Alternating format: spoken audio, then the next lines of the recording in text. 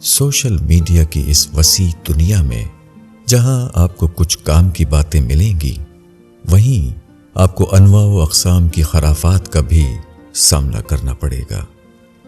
یہاں آپ کو کبھی کوئی بلی کسی ویڈیو میں نماز پڑھتی نظر آئے گی، کبھی کوئی پرندہ سجدہ کرتا دکھائی دے گا، کبھی خانہ کعبہ کے اوپر ایک فرشتہ نمودار ہوگا جو خود بیت اللہ میں کسی کو دکھائی نہیں دے گا مگر ہم فیس بکی مسلمانوں کو نظر آئے گا۔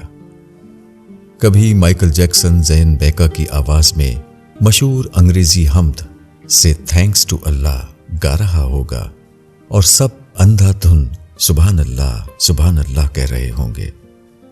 یہیں کہیں کسی پوسٹ میں آپ کو حضرت عائشہ رضی اللہ عنہا کی سلائی مشین بھی دکھائی دے گی۔ کیا کہا؟ نہیں نظر آئی؟ ارے بھائی سبحان اللہ اور ماشاء اللہ کے کمنٹس ہٹا کر دیکھیں، یہیں کہیں پائی جائے گی۔ فیس بک کی دنیا میں ہی کبھی کسی دیوار یا صفحے کی کھدائی کریں تو یہ بات بھی آپ کے علم میں آئے گی کہ مشہور خلاباز نیل آرمسٹرانگ جب چاند پر گئے تو انہیں وہاں صرف ایک آواز سنائی دی جو کہ اذان کی آواز تھی، اور انہوں نے چاند سے واپسی پر فی الفور اسلام قبول کر لیا۔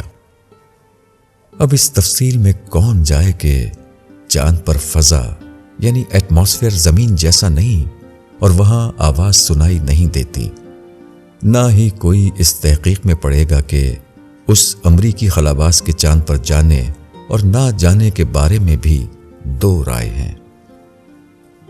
کبھی بدھوں کے عظیم رہنما دلائی لاما ہمارے حضور پاک صلی اللہ علیہ وسلم کی عظمت کا اعتراف کرتے ہیں اور کہتے ہیں کہ اسلام امن کا دین ہے، تو ہم اپنا ذہنی توازن کھو بیٹھتے ہیں اور کہتے ہیں کہ اس ویڈیو کو اتنا شیئر کرو کہ تمام مسلمانوں کو اس بات کا یقین ہو جائے۔ کوئی مجھے بتائے کہ ہمارے عقیدے اس قدر کمزور ہیں کہ ہمیں محمد صلی اللہ علیہ وسلم کی ذات اقدس کی عظمت کی گواہی ان غیر مسلموں سے لینی پڑے گی۔ یہیں آپ کو سچے اور پکے مسلم بھائیوں کی طرف سے پیش کی گئی وہ پوسٹ بھی نظر آئے گی جو آپ نے آگے شیئر نہ کی تو آپ دائرہ اسلام سے خارج ہو جائیں گے، اور اگر ماشاءاللہ اور سبحان اللہ نہ کہا گیا تو آپ دنیا کے سب سے بڑے کنجوس کہلائے جائیں گے۔ اللہ کے بندوں، کچھ تو زور اپنے ذہن پہ بھی ڈالا کرو کہ اسے زنگ نہ لگ جائے۔ اس بات سے کسے انکار ہے کہ اللہ کی ہر مخلوق چرند پرند اس کی حمد میں مصروف ہیں، مگر ان کا طریقہ ہم سے مختلف ہے۔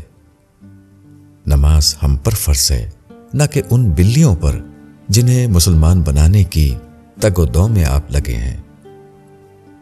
کسی چیز کو شیئر کرنے یا نہ کرنے سے لوگ کافر ہونے لگے تو ہو گیا کام، ہم تو دائرہ اسلام سے خارج قرار پائیں گے۔ پھر ضرورت اس امر کی ہے کہ اندھی تقلید کرنے کے بجائے کسی بھی چیز پر یقین اور شیئر کرنے سے پہلے اس بات کا یقینی بنا لیا جائے کہ آیا یہ سچ ہے یا اس کی کوئی حیثیت ہے بھی کہ نہیں۔